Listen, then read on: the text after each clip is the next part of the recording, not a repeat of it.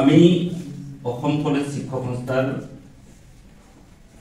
এটা গোট হিচাপে প্ৰগতিশ বৰুৱা মহাবিদ্যালয় শিক্ষক গোটৰ তৰফৰ পৰা আজি এই সজাগতা সভাৰ যিটো মূল বিষয়, এই মূল বিষয়টো মাথো এটা অৰ্থনৈতিক কচৰৎ নহয়। ই আসলে এটা সামাজিক সমস্যাক লৈ এটা আলোচনা সভা, যার কারণে ইয়ার নাম আমি সজাগতা সভা। দৰাচলতে পেনশন যে ব্যৱস্থাপনা, সেই পেনশন ব্যৱস্থাপনাটো যিকোনো কল্যাণকামী ৰাষ্ট্ৰৰ কাৰণে এটা থাকিবলগীয়া উপাদান। আমি জানো যে এজন মানুহ 20 বছৰ 32 বছৰ বা 35 বছৰ চাকৰি কৰাৰ পিছত তেওঁ অৱসৰ গ্ৰহণ কৰে, আৰু অৱসৰ গ্ৰহণ কৰাৰ পিছত সেই মানুহজন এফালেদি শাৰীৰিক মানসিকভাৱে দুৰ্বল হৈ পৰে, অন্য হাতেদি সেই মানুহজনৰ টকা পইচা কমিবলৈ। যিসকলৰ ঘৰত চাকৰি আছে, ল'ৰা ছোৱালীসকলক কৈছো, যিসকলৰ ঘৰত চাকৰি আছে তেওঁলোকে বুজিব গোটেই বিষয়টো, যে এজন ৰিটায়াৰ্ড মানুহ এহাতেদি তেওঁ শাৰীৰিকভাৱে ভংগুৰ হয়, পংগু হয়, অচল হয়, অক্ষম হয়, অন্য হাতেদি তেওঁৰ টকা পইচাও কমি আহে। ঘপককে 60 বছৰ বয়সত তেওঁৰ দৰমহা আধাতকৈও তললৈ নামি আহে। এইটো পুৰণি পেঞ্চন ব্যৱস্থাৰ কথা কৈছে। তথাপি সান্তনা যে চৰকাৰে তেওঁলোকক এটা ব্যৱস্থাপনা ৰাখিছে, য'ত তেওঁলোকে এটা নিয়ম মাফিক পইচা পায়, যাৰ দ্বাৰা তেওঁলোকৰ পৰিয়াল বা নিজৰ কামত ব্যৱহাৰ কৰিব পাৰে। কিন্তু আমি জানো 2015 চনৰ পৰা 2005 চনৰ পৰা নতুন পেঞ্চন নীতি গ্ৰহণ কৰিছে ভাৰত চৰকাৰে। অকল অসমতে নহয়, ভাৰতবৰ্ষৰ গোটেই ভাৰতবৰ্ষৰ নতুন পেঞ্চন আঁচনি। কিন্তু দেখা গৈছে যে কিছুমান ৰাজ্য চৰকাৰে নিজাববীয়াকে তেওঁলোকে পুৰণি পেঞ্চন ব্যৱস্থাকে বহাল ৰখাৰ ব্যৱস্থাপনাও কৰিছে। এতিয়া আমি এটা কথা মন কৰিব লাগিব যে নতুন পেঞ্চন নীতি দৰাচলতে কৰ্মচাৰীসকলৰ বাবে কিমান লাভজনক বা লোকচানজনক। আমি যদি কিছুমান মানুহৰ উদাহৰণ দিওঁ, তেতিয়াহ'লে আমি এই বস্তুটো গম পাম যে নতুন পেঞ্চন নীতিয়ে কেনেকে এজন মানুহক জুৰুলা কৰিছে। তোমালোকে আটাই জানা অৰিন্দমক চিনি পোৱা? আমাৰ অৰিন্দমৰ মা অলপতে ৰিটায়াৰ কৰিছে।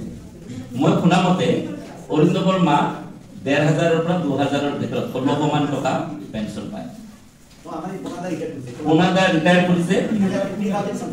পোনাদাৰ চিনি পোৱা? আমাৰ কিছুদিন আগতে কেৰাণী আছিল, কেইদিনমান আগতে ৰিটায়াৰ কৰিছে, যোৱা মাহত বোধহয়। পোনাদাৰ ৰিটায়াৰ কৰাৰ পিছত তাৰ পেঞ্চনৰ হিচাপ ওলাইছে 3000 মানকে। এতিয়া এজন মানুহ যিবিলাক পুৰণি পেঞ্চনৰ পৰা নতুন পেঞ্চনৰ এই মুহূৰ্তত আমি পোৱা যিটো হিচাপ, সেই হিচাপত এটা ভয়াৱহ চিত্ৰ আমি দেখিছো। এতিয়া বহুতেই কৈছে যে যিবিলাক মানুহে বহুদিন চাকৰি কৰিব, মিলি কথা কৈছে, অনন্তকাললৈকে চাকৰি কৰাৰ নিচিনা বয়স হৈ আহিছে ন, তেওঁলোকৰ হয়তো খুব বেছি লাভৱান হ'ব বুলি এটা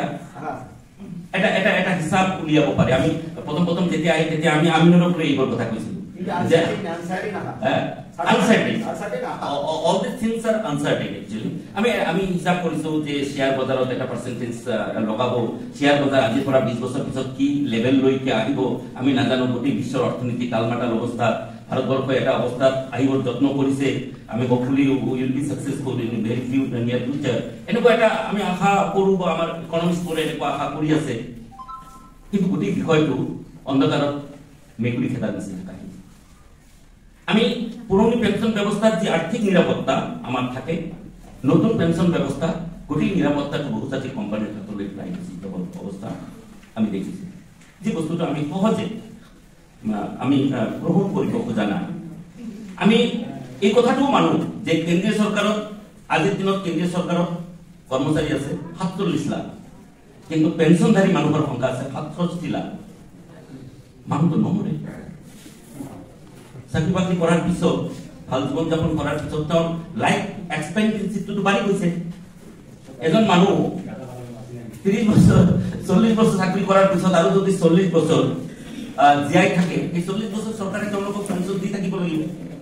তো এই লাইফ এক্সপেক্টেন্সিটো যেটো বাঢ়ি গৈছে, তাৰ কাৰণে দেখা গৈছে চৰকাৰী কৰ্মচাৰীৰ বেতনৰ ক্ষেত্ৰত যি খৰচ কৰিব লাগে তাকে বেছি খৰচ কৰিবলগীয়া অৱস্থাৰ সৃষ্টি হৈছে পেঞ্চনধাৰীসকলৰ বাবে। মই অসমৰ হিচাপটো নাজানো, চিমিলাৰ একাউণ্টছ উইথ। তো কথাটো এনেকুৱা যে আমিতো অল্টাৰনেটিভ কিবা এটা উলিয়াব লাগিব। আৰু এই পেঞ্চন ব্যৱস্থাটো আমি কল্যাণকামী ৰাষ্ট্ৰৰ চৰিত্ৰ এতিয়ালৈকে চেঞ্জ কৰা নাই, সংবিধান সংশোধন কৰা নাই, কাৰণ আমি এতিয়ালৈকে কল্যাণকামী ৰাষ্ট্ৰৰ আওতাত আছো। আমাৰ এই কনচেপ্টটো শক্তিশালী কৰিবৰ কাৰণে আমাক আচলতে এখন কি লাগিব, আমাৰ এই চৰকাৰী কৰ্মচাৰীসকলৰ যি নিৰাপত্তাজনিত ব্যৱস্থাপনা, এই ব্যৱস্থাপনাটো পুৰণি পেঞ্চন ব্যৱস্থাটোৱে এতিয়ালৈকে আমাৰ হিচাপত এটা গ্ৰহণযোগ্য বুলি আমি অনুভৱ কৰোঁ। সেইফালৰ পৰা অসম কলেজ শিক্ষক সংস্থাই আমাৰ বিভিন্ন কৰ্মচাৰী সংস্থাৰ সৈতে সহযোগ কৰিছে। আৰু এই বস্তুটো আজি প্ৰতিবাদী সভা নহয়, এটা সজাগতা সভা বুলিয়ে আমাক ক'বলৈ দিছে। আমি ভাবো আজি যিবোৰ ছাত্ৰ ছাত্ৰী হয়, তেতিয়াহ'লে এনেকুৱা এটা প্ৰশ্ন আহিব পাৰে যে শিক্ষকসকলৰ বা প্ৰফেচাৰসকলৰ দৰমহা পাব, ৰিটায়াৰ কৰিব, তেওঁলোক পেঞ্চন পাব নাপাব, আমাৰ কি? ছাত্ৰ ছাত্ৰী এই কথা অনুভৱ কৰিব যে আজিৰ পৰা ঠিক 2 বছৰ, আজি জনে 5th চেম 6th চেমত আছে এবছৰ পিছত, বা জনে 1st চেমত আছে তেওঁ 3 বছৰ 4 বছৰ পিছত তেওঁলোকে এখন কৰ্মজগতত সোমাব। যি কৰ্মজগত তেওঁলোকৰ কাৰণে অপেক্ষাৰত, সেই কৰ্মজগতত আমি এতিয়া কৰ্মৰত। কথাটো একেই যে কাইলৈ তেওঁলোকেও এনেকুৱা এটা পৰিস্থিতিৰ সন্মুখীন হ'ব, তেওঁলোকেও এদিনাখন ৰিটায়াৰ কৰিব। এইটোও নহয় যে তেওঁলোক সদায় এই ডেকা গাভৰু হৈ থাকিব, তেওঁলোকেও এদিন বুঢ়া হ'ব, আমি তেতিয়ালৈকে হয়তো পৃথিৱীত নাথাকিম। গতিকে এই সমস্যাটো এটা জাতীয় সমস্যা, এই সমস্যাটো এটা চিৰন্তন সমস্যা। এই সমস্যাটো আমি আটাই ৱাকিবহাল হৈ থাকিব লাগে আৰু আমি এই বিষয়টোলৈ চিন্তা ভাৱনা কৰিব লাগে, চৰকাৰক দাবী দাৱা জনাব লাগে, আমি চৰকাৰক কনভিন্স কৰিব পাৰিব লাগে যে আচলতে পুৰণি যি পেঞ্চন ব্যৱস্থা, সেই পেঞ্চন ব্যৱস্থাই আচলতে চৰকাৰী কৰ্মচাৰীসকলৰ নিৰাপত্তাৰ এটা সাংঘাতিক মোক্ষম অস্ত্ৰ। আমি এই অস্ত্ৰটো জীয়াই ৰাখিব খোজো। অনতিবিলম্বে আমাক পুৰণি পেঞ্চন যি নীতি, সেই নীতিৰ আওতালৈ আনি পেলাই গোটেই ভাৰতবৰ্ষত একেটা পেঞ্চন নীতি বহাল হ'ব লাগে। এইখিনি কৰি মই ছাত্ৰ ছাত্ৰীৰ উদ্দেশ্যে এই সজাগতাৰ কাৰণেহে এই বিষয়টো উপস্থাপন কৰি সামৰণি মাৰিছোঁ।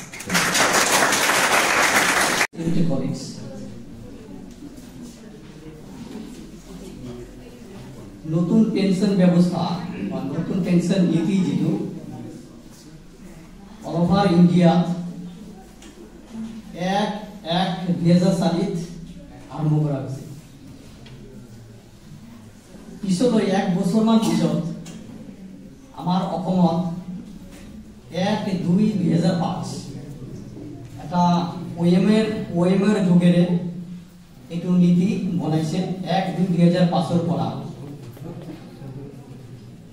এইটো নীতি আমাৰ অসমতো বাহাল কৰিছে। আমাৰ ভাৰতৰ প্ৰায় দেশতেই প্ৰায় ৰাজ্যতেই এই নতুন পেঞ্চন নীতি অলৰেডি বাহাল কৰিছে 2-1খনৰ বাহিৰে। 2-এটা ষ্টেট যেনেকুৱা ৱেষ্ট বেংগলত এতিয়াও হোৱা নাই, আৰু এটা ষ্টেট আছে কিবা পাহৰিলো।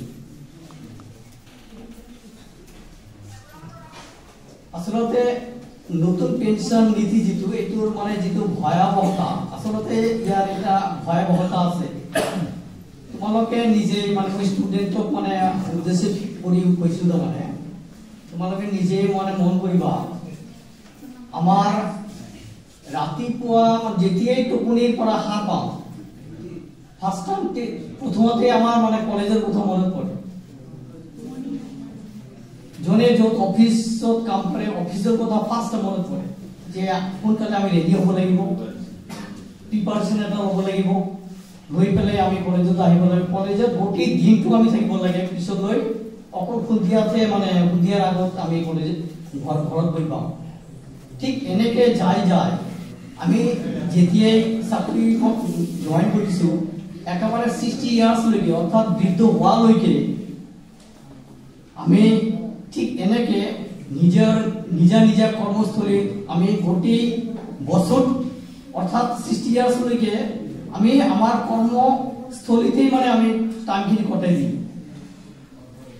ঠিক হঠাতে ডক্টর আখতারুল ইসলাম কোৱাৰ দৰে হঠাতে দৰমহা পুৰণি পেঞ্চন নীতিত আধাতকৈ কম হৈ যায়।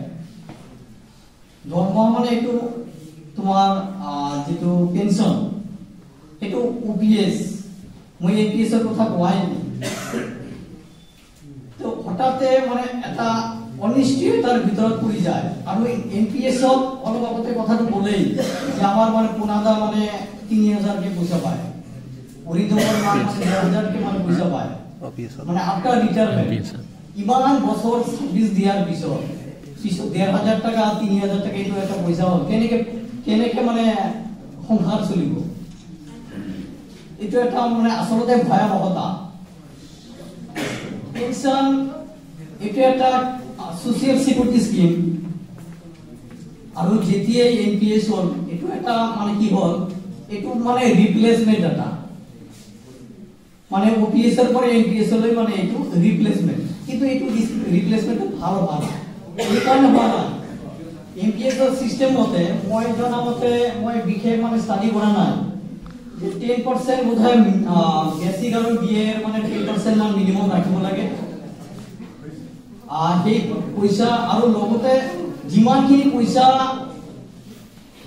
মানে 10% যদি কাটিছে ঠিক 10% যিখিনি পয়সা হয় সেইখিনি এমাউন্ট আকৌ গভর্নমেন্টেও দিয়ে। গভর্নমেন্টে দিয়ার পিছত এটা একাউন্ট মানে প্রাণ একটা একাউন্ট হয়, এই একাউন্টত পয়সাখিনি জমা হয়।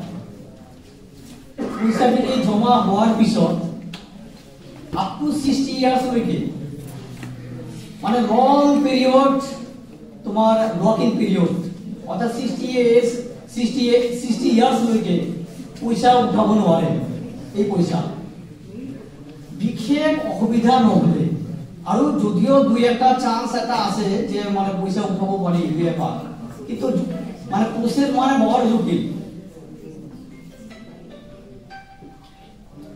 প্রসেসটো মানে বড় জটিল। এইখিনি পয়সা জমা হয়েছে এটো NSDL ই-গভর্নেন্স মানে CRA তাতে পয়সাখিনি জমা হয়। তার পিছত এটো বিভিন্ন ফান্ড ম্যানেজার্স আছে, এই ফান্ড ম্যানেজাৰ্সৰ এইবিলাক পয়সা ইনভেস্টমেন্ট কৰে। অবশ্যই ইয়াতে মানে ডিপেন্ড কৰিছে ফান্ড চুজ কৰাৰ কর্মচারী সকল মানে এই শেয়ার মার্কেট সম্পর্কে এইটো ফান্ড মানে শেয়ার মার্কেটের কথা কৈছো, পয়সাখিনি শেয়ার মার্কেটত খটোৱায়। এইটো মানে পয়সা কিমান পয়সা আমি পাম আফটার রিটায়ারমেন্ট এইটো it depends on the length of the service, also মানে how much I am investing, কিমান পয়সা আমি ইনভেস্টমেন্ট কৰিছো আৰু কিমান দীঘলীয়া হৈছে তাৰ উপৰি ডিপেন্ড কৰিছে পাৰফৰম্যান্স অফ দা ফান্ড। তাৰ উপৰে ডিপেন্ড কৰিছে যে পারফরম্যান্স অফ দা ফান্ড মানে কেতিয়াবা মানে নীল হৈ যায় কমি। তোমালোকে যদি শেয়ার মার্কেটত মানে দেখিছা যে যি পয়সা ইনভেস্টমেন্ট কৰিছা এটা সময় যায় যে পয়সা কমি কমি কমি কমি কমি জিরো হৈ যাব। I know a little about the share market. পয়সা কমি যাব পাৰে।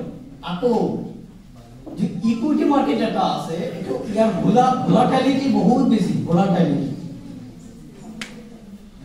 মানে ইকুইটি ফান্ড যেটো আছে ইয়ার ভোলাটিলিটি বহুত বেশি অর্থাৎ রিস্ক বহুত বেশি, কিন্তু ইয়ার পৰা পোৱাৰ আশাটো মানে বহুত বেশি, মানে ৰিটাৰ্ন বহুত আসাৰ একটা চান্স এটা থাকে, কিন্তু এইটো পাৰফৰম্যান্সেৰ উপৰত ডিপেন্ড কৰে। যদি পাৰফৰম্যান্স ভাল নহয় তো গ'ল পয়সা, তেতিয়া ইমান দীঘলীয়া হোৱাৰ পিছতো তোমাৰ নিজা পয়সাখিনি তুমি নিজে ঘূৰাই পাব না নাই তাৰ ঠিক নাই। পালেও যত সামান্য, আর যদি তোমার ফান্ড ভাল পারফরম্যান্স মানে ভাল হয় তেতিয়া ভাল হৈ যাব পাৰে, কিন্তু তাকেও মানে ডিপেন্ড কৰি আছে কিমান তোমাৰ পয়সা তুমি কটোৱাইছা আৰু কিমান দীঘল তোমাৰ চাকৰি আছে। গতিকে future is always uncertain after 60 years. APS সম্পর্কে যে তোমালোকৰ জানা আমি এই যেটো NPS যেটো আন্দোলন এইটো আজিৰ আন্দোলন নহয় ভালে বছৰৰ পৰা আন্দোলনটো চলি আছে বিভিন্ন ধৰণৰ আন্দোলন কৰা হৈছে আজিৰ আন্দোলনটো অলপ বেলেগ টাইপৰ এইকাৰণে কৈছো যে আমিতো আন্দোলন কৰি ভাগৰি গলো আমাক আৰু গভৰ্ণমেণ্টে একো দিয়া নাই যে ওল্ড পেনশন লৈ আনিব আশাও দিয়া নাই বা আমাৰ লগত কথা বতৰাও পতা নাই তো এইকাৰণে আমি ছাত্ৰ ছাত্ৰীসকলক লৈ সজাগতা কৰিব বিচাৰিছো যে ছাত্ৰ ছাত্ৰীসকল পিছলৈ যায় তোমালোকে যেতিয়া পিছলৈ নিজৰ কৰ্মজগতলৈ যাবা তোমালোকেও ঠিক আমাৰ নিচিনাকৈ কোনোবা এটা চাকৰিত সোমালে আকৌ চাকৰি জীৱনৰ অন্তত যেতিয়া তোমালোকে পেঞ্চন পাবা আকৌ যদি তোমালোকে সেই ওল্ড পেঞ্চন নিদি পেলাই নিউ পেঞ্চন লৈ আহা যিটো আজিৰ পেঞ্চনাৰে নিউ পেঞ্চনে যিখিনি মানে চাফাৰ কৰিব ঠিক তোমালোকে একেই চাফাৰ কৰিব গতিকে সেইখিনি তোমালোকক বুজোৱাৰ কাৰণে হয়তো আমি একচুৱেলি আমাৰ এইটো পেৰেণ্ট হেৰি নহয় আন্দোলন নহয় আমাৰ কৰ্মচাৰী অল আসাম যিটো কৰ্মচাৰী পৰিষদ আছে তাৰ সেই কৰ্মচাৰী পৰিষদে দিয়া নিৰ্দেশনা আমাৰ এচিটিয়ে জইন কৰিছে আমি সেই তাৰে লগত জইন কৰি পেলাই আজি আন্দোলন কৰি আছোঁ তো তোমালোকৰ কাৰণে কৈছোঁ যে তোমালোকে এইটো লৈ যদি বেছিকৈ লাগিলে পিছলৈ এনেকুৱা হ'ব পাৰে যে আমি ছাত্ৰ ছাত্ৰী লৈ ৰাজপথলৈ ওলাই যাব লাগিব পাৰে যে আমি আমাৰ কাৰণে নহয় এটলিষ্ট আমাৰ অহা জেনেৰেশ্যনটোৰ কাৰণে আমি সজাগতা কৰিম যাতে এওঁলোকক ওল্ড পেঞ্চন স্কিমলৈ আনিব লাগে আৰু তোমালোকে জানা যে ইমান বছৰে 30টা বছৰ বা 40টা বছৰ চাকৰি কৰাৰ পিছত যেতিয়া মানুহ বৃদ্ধ হৈ যায় বৃদ্ধ হোৱাৰ পিছত যেতিয়া মানুহ ফাইনেন্সিয়েল হেল্প বেছি দৰকাৰ সেইটো সময় সেইখিনি সময়ত মানুহৰ হাতত পইচা নাথাকিব ঠিক কেনেকৈ মানুহবিলাক চলিব আৰু তোমালোকে আৰু বস্তু এটা জানি থবা যে আমাৰ এই ওল্ড পেঞ্চনটো বহুতে পাই আছে কিন্তু তোমালোকে জানা MLA মিনিষ্টাৰবোৰ এটা টাইম MLA মিনিষ্টাৰ হোৱাৰ পিছতেই সিহঁতে ওল্ড পেঞ্চন হিচাপে পাই থাকিব গতিকে আমি যিখিনিয়ে নতুনকৈ চাকৰিত সোমাব সিহঁতে আকৌ ওল্ড পেঞ্চন নাপায় নিউ পেঞ্চন কেনেকৈ পাব তো আমাৰ লগত এটা ডিফাৰেঞ্চিয়েট হৈ আছে যে MLA মিনিষ্টাৰবোৰ বা এইবিলাক আৰ্মি পাৰ্চনেল বা ডিফেন্স পাৰ্চনেল সিহঁতে ওল্ড পেঞ্চনত পাব আমি এইবিলাক সাধাৰণ মানুহ যিবিলাক এই MLA মিনিষ্টাৰ নহয় বা ডিফেন্সত নাই সেইবিলাকক আমি নিউ পেঞ্চনত পাম গতিকে এইটো যিটো ডিফাৰেঞ্চিয়েট এইটো হ'ব নালাগে ওল্ড পেঞ্চন চবেই পাব লাগে কাৰণ বৃদ্ধ বয়সত মানুহৰ পইচা বেছি দৰকাৰ সেইটো সময়ত আমি পইচা নাপাওঁ বা নাপাওঁ গতিকে এইটো তোমালোকে ভাবি লোৱা যে তোমালোকৰ যদি ক্ষেত্ৰত তোমালোকৰ লাইফৰ লগত যদি এনেকুৱা হৈ থাকে তেতিয়াহ'লে তোমালোকে কি কৰিবা গতিকে সেইটো তোমালোকে আজি বুজি লোৱা আৰু তাৰ কাৰণে আমি গভৰ্ণমেণ্টক হেঁচা দিম গভৰ্ণমেণ্টক আমি আন্দোলন কৰি পেলাই বাধ্য কৰাম যে আমাৰ অহা জেনেৰেশ্যন যে ওল্ড পেঞ্চনত লৈ যাব লাগে এইটো আমাৰ ছাৰে এটা কথা গুৰুত্বপূৰ্ণ কথা কৈছে কিন্তু তোমাকে মন কৰিছেনে কৰা নাই যে নিউ পেঞ্চন স্কিমটো এইটো বস্তুটো বুজি পাইছা নহয় প্ৰত্যেক মাহত আমাৰ বেতনৰ 10% জমা হয় আৰু গভৰ্ণমেণ্টে 14% দিয়ে যিজন মানুহে 1 লাখ টকা বেতন পায় তাৰ কিমান টকা জমা হ'ব 10,000 টকা জমা হ'ব মাহত আৰু যিজনে 40,000 টকা 30,000 টকা বেতন পায় 25,000 টকা বেতন পায় তাৰ কিমান টকা জমা হ'ব 2,500 টকা 30 বছৰ চাকৰি কৰি এনেকে এইখিনি টকা জমা কৰি যাৰ বেতন বেছি তেওঁলোকৰ হয়তো মানে কিমান এটা ডাঙৰ চ্যালেঞ্জ নহ'ব পাৰে অলৰেডি আমাৰ মোৰ আগৰ বক্তাসকলে কিছুমান এক্সাম্পল দিছে যে পনাদা এতিয়া 3,000 4,000 টকা পেঞ্চন পাইছে 3,000 টকা আজিৰ দিনত চলাটো সম্ভৱ জানো এই বজাৰত সবে কিনি খায় আমি খেতি বাতি নকৰোঁ উই বাই এভৰিথিং ফ্ৰম দ্য মাৰ্কেট একে মাৰ্কেটত য'ত 1 লাখ টকা বেতন পোৱা মানুহজনেও সেই একে মাৰ্কেটত বজাৰ কৰি আছে 3,000 টকা পেঞ্চন পোৱা মানুহজনেও কিন্তু সেই একে মাৰ্কেটত বজাৰ কৰি আছে গতিকে চিন্তা কৰা যে যি সময়ত মানুহৰ জীৱনৰ নিৰাপত্তা লাগে আমাৰ আজিৰ দিনত আমি ইমান ভয় নকৰোঁ যে হ'ব কিবা এটা প্ৰব্লেম হ'লে আমি মেনেজ কৰিব পাৰিম 60 বছৰ পিছত ল'ৰা ছোৱালীৰ ভৱিষ্যতৰ কথা আহি যায় সিহঁতৰ হায়াৰ এডুকেশ্যনৰ কথা আহি যায় তেতিয়া মানুহৰ মেডিকেল প্ৰব্লেমছ হয় স্বাভাৱিক কথা আমাৰ লাইফষ্টাইল ইমান বেয়া সকলোৰে বেমাৰ আজাৰ হ'বই উই কেনট এস্কেপ দেট যি সময়ত আমাৰ এটা কুশন সেফটি নেটৰ প্ৰয়োজন হয় সেই সময়ত আমি ভয়ংকৰ নিৰাপত্তাহীনতাত আমাক ঠেলি দিয়া হয় এনপিএছৰ প্ৰব্লেমটো কি মই বহুত দিন চাকৰি মোৰ প্ৰায় 9 ইয়াৰ্ছ চাকৰি হ'ল কিন্তু মোৰ এনপিএছত যিমান টকা জমা হৈছে সেইটো চাই মোৰ ভয় লাগে আৰু মই যেতিয়া ৰিটায়াৰ কৰিম নহয় তেতিয়া 1 কোটি টকাৰ ভ্যালু বহুতখিনি কমি যাব টকাৰ ভ্যালু তোমালোকে জানা টকাৰ ভ্যালু কেনেকৈ কমি যায় সো আমাৰ ফিউচাৰটো এইখিনিৰে আমি সিকিউৰ হ'ব বুলি আমি অনুভৱ কৰোঁ তাৰ পিছত শেয়াৰ মাৰ্কেটত টকা লগাব শেয়াৰ মাৰ্কেটৰ কোনো গ্যাৰান্টি নাই যে কিমানখিনি লাভ দিব, কিমানখিনি বেনিফিটেড হ'ব। অল্ড পেঞ্চন স্কিমত কি আছিলে, কি হওক নহওক আমাৰ এটা ধৰা বান্ধা এটা এমাউণ্ট আমি মান্থলি পাম। এতিয়া এনেকুৱা হৈ গৈছে যে NPS হয়তো প্ৰত্যেকজন ইণ্ডিভিজুৱেল এমপ্লয়ী হিচাপে পেঞ্চনৰ এমাউণ্টটো বেলেগ বেলেগ হ'ব। ইট উইল ডিপেণ্ড অন হাউ ইউৰ মানে তোমাক যিটো ইনভেষ্ট কৰিছে সেইটো কেনেকৈ পাৰফৰ্ম কৰিছে। তাৰপিছত আমি টকাটো একেবাৰে উঠাই ল'ব নোৱাৰিম। আমাৰ নিজৰ টকা 30 বছৰলৈকে আমি জমা কৰিম, আমি কিন্তু এট এ টাইম আমি এইটো গোটেইখিনি উইথড্ৰ কৰিব নোৱাৰিম। এইবোৰতো কিছুমান সীমাবদ্ধতা চৰকাৰে লগাই দিছে। মই এটা মিটিং এটেণ্ড কৰিছিলোঁ কৰ্মচাৰী পৰিষদত। তাতে এজন মানুহে এটা খুব ইণ্টাৰেষ্টিং এক্সাম্পল দিছিলে। অলৰেডি আমি জানো যে ভাৰতত কিন্তু বহুকেইখন ৰাজ্যত OPS আছে, অল্ড পেঞ্চন স্কিম আছে। গতিকে এইটো ক'লে যে চৰকাৰে নকৰে কাৰণে কৰা নাযায়, সেইটো নহয়। বহুকেইখন ৰাজ্য চৰকাৰে কৰিছে, ৰাজস্থানে কৰিছে, ঝাৰখণ্ডেও খুব সম্ভৱত কৰিছে, ৱেষ্ট বেংগলত কেতিয়াও নিউ পেঞ্চন স্কিম ইমপ্লিমেণ্ট হোৱা নাই, আৰু হিমাচল প্ৰদেশে ৰিচেণ্টলি কৰিছে। তেওঁলোকৰ ইলেকশ্যন এজেণ্ডা এটা আছিলে। আৰু হিমাচল প্ৰদেশৰ এটা এক্সাম্পল দি মানে এজন বক্তাই কথাটো কৈছিলে যে তেওঁ নিউ পেঞ্চন স্কিমত 7,000 টকা পাইছিলে পেঞ্চন। চেঞ্জ হোৱাৰ লগে লগে অল্ড পেঞ্চন স্কিমত গৈ তেওঁৰ 37,000 পেঞ্চন হৈছে। চিন্তা কৰা কিমান ডাঙৰ ডিফাৰেঞ্চ। চ' এই কাৰণে এই আন্দোলনটো গঢ়ি উঠিছে। আৰু ব্যক্তিগতভাৱে মই কিছুমান বস্তু ফিল কৰোঁ। আমি অলৰেডি মোৰ বহুকেইগৰাকী কলিগ নতুনকৈ জইন কৰিছে। আমি চাকৰি কৰাৰ সময়ত আমি লিখি দিবলৈ বাধ্য যে আমি নিউ পেঞ্চন স্কিমটো মানি লৈছোঁ, কাৰণ কাৰ চাকৰি নালাগে, লাগে নহয়। কালি তোমালোকে চাকৰি কৰিব যাবা, তোমালোকক ক'ব লিখি দিবা। কিন্তু আমি এই কথাটোও জানো যে ভাৰতবৰ্ষ এটা কল্যাণকামী ৰাষ্ট্ৰ। ইয়াতে মানুহক এটা সেফটি নেট প্ৰভাইড কৰাটোও চৰকাৰৰ কিন্তু দায়িত্ব। সেইটো ভাৰতবৰ্ষই এতিয়া ভাৰতবৰ্ষৰ সেই নেচাৰটো চেঞ্জ হোৱা নাই। আৰু পেঞ্চনে কি এনচিয়ৰ কৰে, মানুহক বুঢ়া বয়সত 60 ইয়াৰ্ছ 70 ইয়াৰ্ছত ডিগনিফাইড লাইফ এনচিয়ৰ কৰে। সন্মান সহকাৰে আমি জীয়াই থাকিব বিচাৰোঁ। এতিয়া মানুহৰ লাইফ এক্সপেক্টেঞ্চি বাঢ়ি গৈছে, সেইটো আমাৰ দোষ নেকি? সেইটো আমাৰ দোষ হ'ব নোৱাৰে নহয় যে এসময়ত মানুহ 62 বছৰত মৰি থাকিছিল, এতিয়া 80 বছৰলৈকে বাচে। সেইটো that cannot be our crime. So' এইটো এক্সকিউজ দি, আৰু আমি জানো যে চৰকাৰৰ যিটো এমপ্লয়িজৰ সংখ্যা, চৰকাৰী কৰ্মচাৰী কেইগৰাকী, ইটছ মাচ স্মল। গভৰ্ণমেণ্ট চেক্টৰটো দিনক দিনে শ্ৰিংক কৰি আছে। চ' গভৰ্ণমেণ্টে বিচাৰিলে কিন্তু এই ছেফটি নেটটো প্ৰভাইড কৰিব পাৰে। আৰু এটা প্ৰব্লেম যিটো মই ভাবোঁ আমি সকলোৱে ফেচ কৰিব লাগিব, সেইটো হ'ল যে ফিউচাৰ চিকিউৰ কৰিবলৈ মানে চিন্তা কৰি আমি ইমান চিন্তিত হৈ যাওঁ নহয়, টকা জমাব লাগিব কাৰণ পেঞ্চন নাই, এইটো নাই, LIC কৰা, এই পলিচি কৰা, সেই পলিচি কৰা। আমাৰ প্ৰেজেণ্ট লাইফটো সেইটো বহুত হেম্পাৰ কৰে। পাৰ্চনেলি মই ফিল কৰোঁ যে আমি ধুনীয়া এটা কোনো ঠাইত ফুৰিব যাম, ভাল এটা ভেকেশ্যন ল'ম, তেতিয়া সেইটো ৱেষ্ট মানে লাক্সাৰী অনুভৱ হয় যে নহয় পইচা খৰচ কৰোঁ না, পিছত কি হ'ব। চ' উই আৰ এটা মানে মেণ্টেল এটা ট্ৰমাটো মানে মানুহবোৰক ঠেলি দিয়া হৈ আছে কনষ্টেণ্টলি। ল'ৰা ছোৱালী ফিউচাৰ, ল'ৰা ছোৱালীৰ শিক্ষা, আমি যেতিয়া ৰিটায়াৰমেণ্ট কৰিম, মোৰ ছোৱালী হয়তো 21, 22 তেনেকুৱা বয়স হ'ব, তাৰ হায়াৰ এডুকেশ্যনৰ কাৰণে শিক্ষা কি, যেতিয়া মই পেঞ্চনটোকে মই তাক ছাপৰ্ট কৰিব নোৱাৰিম, কাৰণ তাৰ পেঞ্চনৰ মই খুব এটা সৰু এমাউণ্ট পাম, সেইটো মই মাহে মাহে ইণ্টাৰেষ্ট হিচাপে মই কিবা এটা পাম। আৰু চ' ছাৰে যিটো কৈছে যে অল্ড পেঞ্চন স্কিমত এটা প্ৰব্লেম কি হয় যে লাষ্টত গৈ বেতনটোৰ আধা হৈ যায় পেঞ্চনটো, সেইটোও প্ৰব্লেম হয়। কিন্তু আমাৰতো সেইখিনিও নাই, আমাৰ সেইখিনি এচিয়ৰেঞ্চো নাই। আমাক কোনেও ক'ব নোৱাৰে আমি বেতন কিমান পাম, আমি পেঞ্চন কিমান পাম, আমি নাজানো। ঠিক আছে, চ' ইমান নিৰাপত্তাহীনতা নিজৰ ফিউচাৰ থাকে।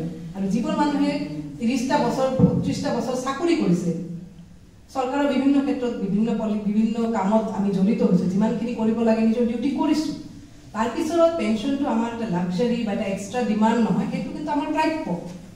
ঠিক আছে, চ' তোমালোকক আজি সজাগতা কৰাৰ মূল উদ্দেশ্য, মোৰ আগৰ বক্তাবোৰেও কথাটো কৈ গৈছে যে আজিৰ ছাত্ৰ ছাত্ৰী কালিকৈ তোমালোকে কি ৱৰ্ক ফ'ৰ্চত জইন কৰিবা। চ' তোমালোকে যদি চাকৰিত সোমোৱা, তোমালোকৰো কিন্তু এই নিৰাপত্তাৰ প্ৰয়োজন হ'ব। আৰু আমাৰ মাজত এনেকুৱা বহুতে আছে যিসকলৰ পৰিয়ালতো হয়তো গভৰ্ণমেণ্ট এমপ্লয়িজ আছে, যিসকলে NPSৰ আওতাত আহে, আৰু আমি সকলোৱে এই নিৰাপত্তাহীনতাত ভুগি আছোঁ। অলৰেডি যিটো এক্সাম্পল দিলোঁ, বহুকেইখন ৰাজ্য চৰকাৰে ইমপ্লিমেণ্ট কৰিছে অল্ড পেঞ্চন স্কিম, চ' এইটো অসম্ভৱ নহয়। বেংগলে আজিলৈকে নিউ পেঞ্চন স্কিম ইমপ্লিমেণ্টে কৰা নাই। চ' গতিকে আমাৰ দাবীটো আমি ভাবোঁ ন্যায্য দাবী। তোমালোকে অলপমান চিন্তা কৰিবা, ছাত্ৰ ছাত্ৰী দেশৰ ভৱিষ্যত। তোমালোকে তোমালোকৰ চাৰিওপিনে হোৱা ঘটনাৰ পৰা নিজকে একদম চকু মুদি ৰাখিব নোৱাৰিবা, কাৰণ সেইটো তোমালোকৰ জীৱনত প্ৰভাৱ পেলাবই। চ' গতিকে এইটোৰ বিষয়ে তোমালোকে জনা উচিত। আৰু কিছু বছৰ পিছত তোমালোকে যেতিয়া ৱৰ্ক ফ'ৰ্চ জইন কৰিবা তোমালোকৰ ওপৰত এইবোৰ মানে আহি যাব তোমালোকে you will be forced to take a stand এটা স্থিতি গ্ৰহণ কৰিবলৈ তোমালোকে সেই সময়ত এটা কম্পালচন দিছে বাধ্যবাধকতা এটা আহি পৰিব চ' তোমালোকেও এইটো বিষয়ে অলপমান চিন্তা কৰিবা আৰু আমি বা ইয়াৰ পিছতো যদি আমি কিবা প্ৰগ্ৰাম এনেকৈ ষ্টুডেণ্টক লৈ লওঁ এইটো বিশেষকৈ ছাত্ৰ ছাত্ৰীক জনোৱাৰ কথাই আছিলে তোমালোকে আমি আশা কৰোঁ সহযোগিতা কৰিবা আমিও গম পাওঁ ক্লাছ কেঞ্চেল হ'লে আমাৰো বেয়া লাগে কিন্তু মানে এটা জাষ্টিফাইড এটা ডিমাণ্ড এইটো সেইটো কাৰণে মানে আমি এইটোত সহযোগিতা কৰাটো আমি সকলোৱে কৰা উচিত বুলি মই ভাবোঁ তোমালোকে আহি আজি ইয়াতে অংশগ্ৰহণ কৰিছা এই কাৰণে তোমালোকক মই ধন্যবাদ জ্ঞাপন কৰোঁ থেংক ইউ